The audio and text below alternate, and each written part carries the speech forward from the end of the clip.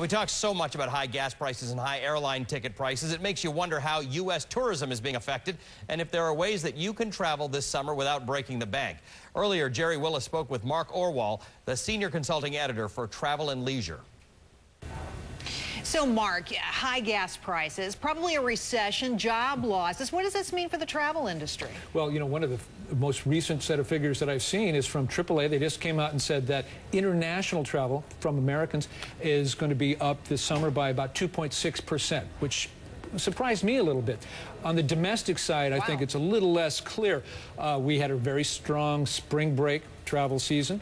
Disney theme parks just came out with its most recent quarterly report saying that their theme parks saw a 7% increase in attendance, 3% increase in spending, and yet another survey says that 16% of Americans are going to travel a little bit less this summer than last year. So, as I said, it's still in flux. It's still in flux. But do you believe that Americans are going to spend more, or is there going to be some cost cutting? No, that's a very good question, because I think that is exactly what Americans will do. See, Americans think of vacations not just as a right, but almost as an obligation. So they are going to travel, but I think they're going to be saving money by flying instead of, or driving instead of flying, by maybe staying fewer days, driving closer to home than they might have otherwise. They're going to look for cost-saving measures. All right, okay. Now, the airlines are really going to take it on the chin here, I think, especially with high gas prices. I keep hearing how tough this is for the airline industry.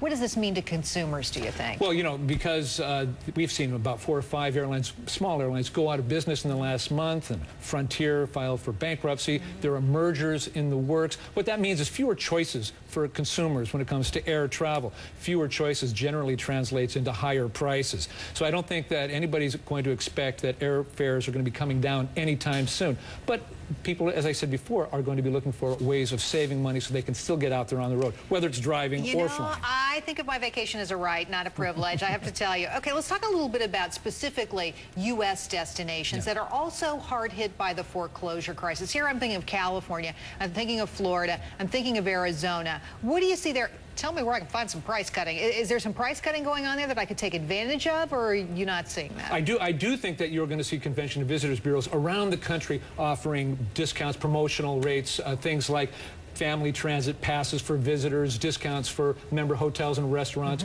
to make people not only come to those destinations, but stay longer and spend more money. But in terms of places like California, Las Vegas, Florida, places that have been hard hit by so many economic factors, those are still going to be the top destinations for this summer. Travelocity, the online booking engine, just came out and said that those places in particular are among the most top booked destinations for this coming summer.